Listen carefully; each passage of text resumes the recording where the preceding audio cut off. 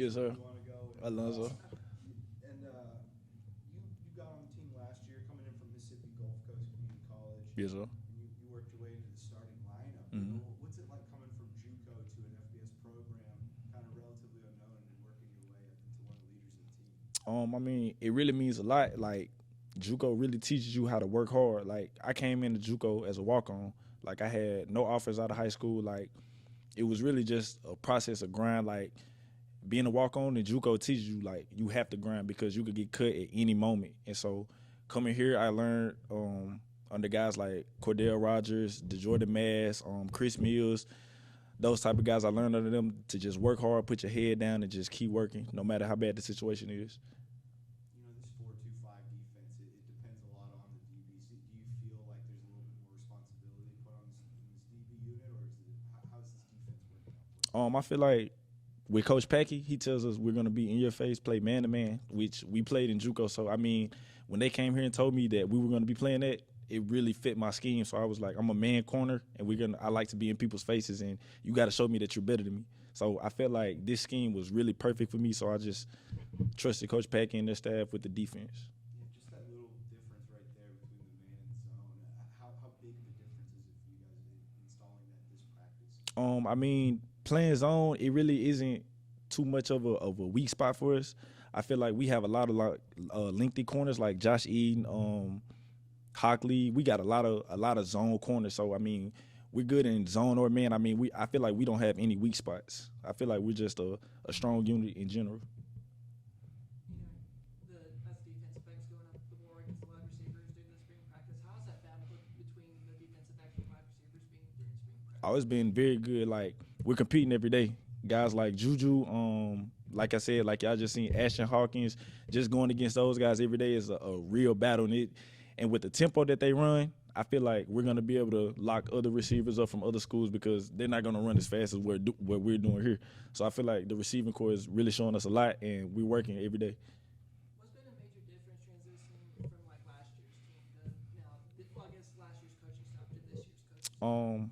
I really feel like the main difference is the coaches. The coaches now, I feel like it's more like a player-led coaching staff. Like, coaches are always calling, checking up on us, see where we at. Like, they're not just calling about football. They calling to ask about your family. They calling to just talk to you in general, just about being a person. Like, I really feel like last year they did that, but it wasn't how they're doing now. Like, Coach Kenny, when he came here, he told us he was a player's coach. Like, Coach Kenny had called me some nights, and he'll just be like, how you doing? Like, just things like that. It's those little things make a big difference. That wasn't one thing that we've noticed, like especially from the players last year, that the coaching staff like really steps up to make sure y'all are okay. Just not just football, but making sure y'all are okay. What does it mean about this coaching staff that they'll send you a text, not even football related, to make sure y'all are okay? It means a lot. Like, cause I know how I am. I like coaches to talk to me. Like, don't just talk to me about football. So like when Coach Kenny or Coach Greg or Coach Dex, they'll text you at nighttime just see how you doing, or like throughout the day to see if you're in class. Just things like that. It makes a big difference. So like, I feel like I grew up in a 2-parent household. So like my parents are always checking up on me. So now that I'm older, it's like my coach is checking up on me, and it means the world. You were talking earlier about guys like Cordell Rogers and Jordan Mask. There's some of the ones that even Chris Mills, who guys that took you under their wing when you first got here. Now that there's so many new guys coming in, especially in the DB room, and you're kind of that guy who's been here, do you feel like you feel a responsibility to take some of these guys under your wing and help them come along in this program? Yes, sir. I mean, our corner room, we really have a lot of experienced corners. Like, for instance, Josh Eaton, he came from Oklahoma, so I feel like now it's not so much of a taking guys under our wing. It's like you learned this, I learned this. Like, he's helping me with things that I'm weak at. I'm helping him with things that he's weak at. So I feel like now the corner room, we're all experienced, so we can all just really help each other out. Like, they give us an install one day, and boom, we all got it. We don't got to really help other corners, like, because everybody's getting it because we're all older and we all have played college snaps. That's kind of a benefit of the transfer portals, that you can bring in guys who have experience and they're just ready to go. They don't really have to, you don't have to hold their hand along the way as much. Yes, sir.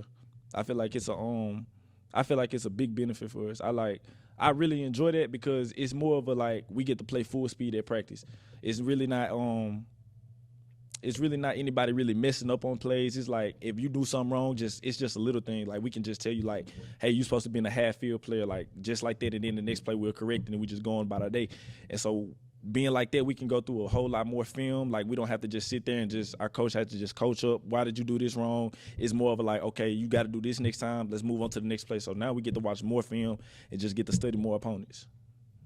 You mentioned Josh Eaton. You got to see him last week at practice. He brings a lot of energy, a lot of fire. Yes, sir. What's his personality? He's a really electric guy.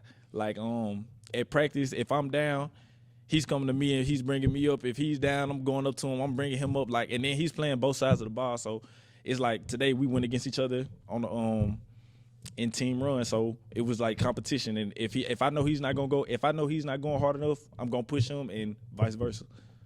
They're working that receiver a little bit, that little halfback deal. What are they working? They got him outside receiver. That's it, really, just for jump balls, and he can really run good routes. I mean, if he lines up against somebody, they better be ready. You know, that defensive back room seems to be really stacked at the moment. You know, not only Josh Eaton, but we also Caleb Cup coming from Incarnate Word. How all those defensive backs kind of help each other, and how y'all kind of push each other, especially when it comes to competition. With Caleb's really a smart player, like a smart football player. He reminds me of Cordell Rogers.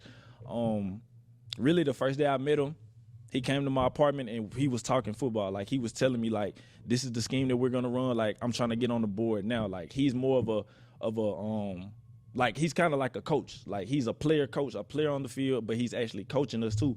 Like I feel like with him coming from Wazoo, I feel like it taught him a lot and he's teaching us. So I feel like it's a benefit for us.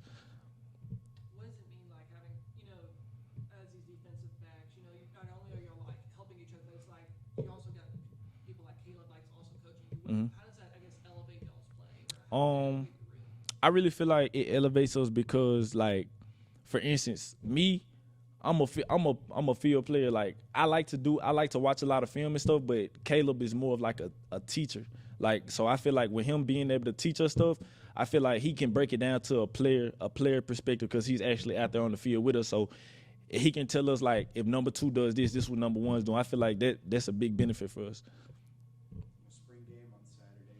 What's something you'd like to see from yourself that you feel you've been trying to work on all spring that you want to see come to fruition on Saturday? Just keeping my eyes on the receiver's hips the whole way. I don't like my eyes getting high because whenever my eyes gets high, Coach Greg always says, hey, you got to watch your eyes. Like, this is where you mess up at. So I really feel like if I just keep my eyes disciplined and my technique is there, I feel like I have a good spring game.